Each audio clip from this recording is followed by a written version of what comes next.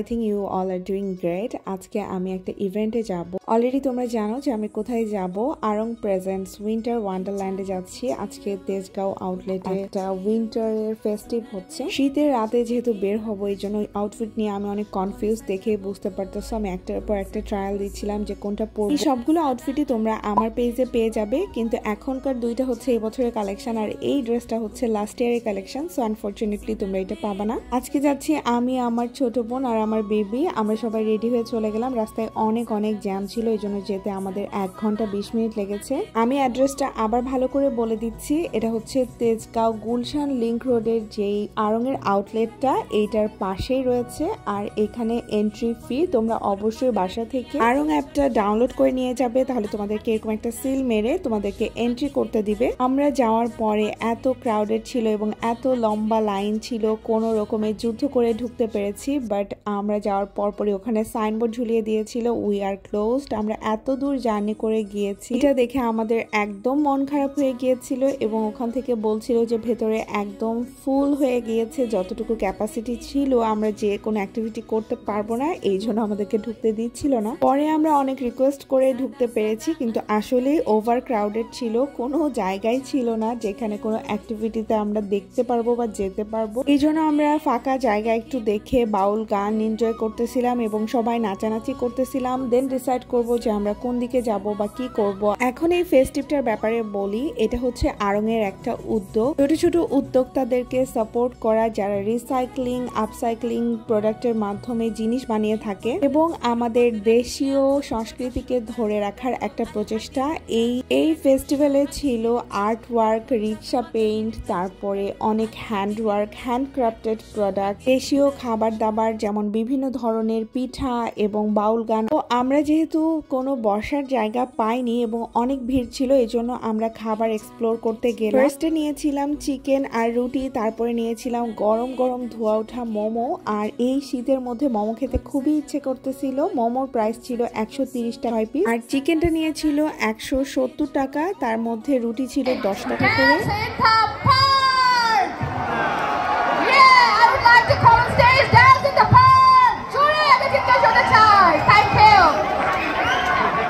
এরপর আসলো আরেকটা ব্যান্ড। প্রতিদিন কোন ব্যান্ডের গান হবে এটা আগে থেকে স্কেডিউল করা আছে। যেদিন যে ব্যান্ডের কথা আছে সেদিন সেই ব্যান্ড এসে গান করবে। প্রতিদিন যে একজনে গান করবে এমন কিছু না। আরো কিছু খাবারের আয়োজন ছিল, সেগুলো একটু ঘুরে ঘুরে দেখছিলাম। গরম গরম চা ছিল, ফুচকা ছিল, এখানে মোমো ছিল, বিভিন্ন ধরনের পিঠা, বার্গার, আরো অনেক ফাস্ট ফুড ছিল। যে কোনো খাবারই খেতে পারবে। আর প্রাইস তুলনামূলক আমার কাছে রিজনেবল মনে হয়েছে।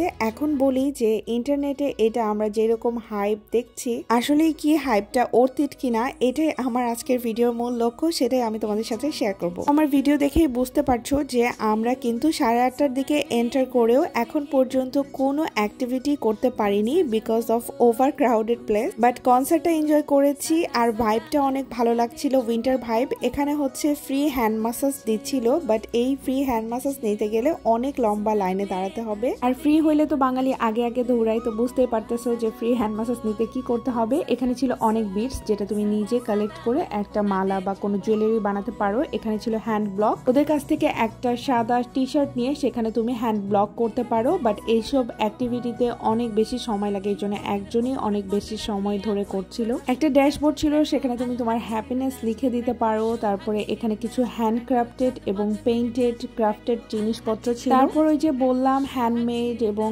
রিসাইকেল আপসাইকেল এইসব প্রোডাক্ট ছিল এখানে। আরো কিছু ছোট ছোট উদ্যোক্তারা ছিল যারা এইসব নিজের হাতে তৈরি করেছে, তাদেরকে ইন্সপায়ার করার জন্য এটা খুব ভালো একটা উদ্যোগ ছিল। আর এখানে ছিল ওয়ার্ল্ডের সবচেয়ে বড় নকশি কাঁথা। কাঁথাটার কথা কি বলবো, এত এত সুন্দর। এটা আমি অনেকক্ষণ ধরে দেখেছি এবং এইটার যে সারমর্মটা সেটা বোঝার চেষ্টা করেছি। তারপরে একটু ঘোরাঘুরি করে দেখছিলাম, এখানে কিছু ক্লিপস নেওয়ার চেষ্টা করতেছিলাম, কিন্তু এত ভিড় যে কোনো পসিবলই ছিল না। মানুষ চলে আসতেছিল বারবার। বাট আমার বেবি অনেক এনজয় করেছে। ভিডিওটা দেখে অবশ্যই মাশাআল্লাহ বলবে। তোমরা ভিডিওটা দেখে বুঝতে পারছো যে ও কতটা খুশি ছিল।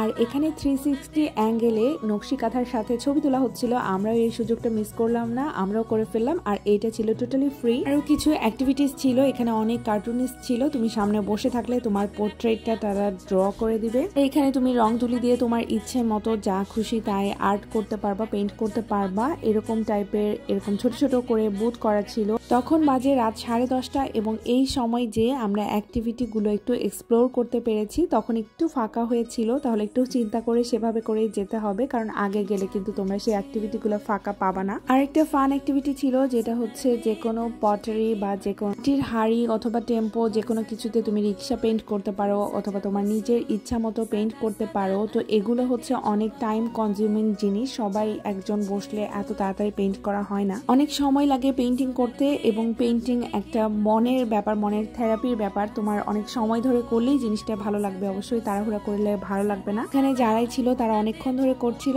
এবং পাশে এরকম একটা অতিথি কার্ড আমাকে দেয়া হলো, এটা একটা ট্যুর কোম্পানি থেকে স্পন্সর ছিল, তারা একটা এরকম কার্ড দিয়েছে আমাকে, এখানে রেজিস্ট্রেশন করতে হবে। তারপর এই সার্কেলটা স্পিন করার পরে যে কোনো একটা গিফট তারা আমাকে দিবে। সো আমি একটা এরকম মাটির হাড়ি পেয়েছি, এটা অনেক ভালো লেগেছে। So that's it for today. বাকি সব ইনফরমেশন গুলো আমি ক্যাপশনে দিয়ে দিব। সবাই ভালো থেকো, টাটা।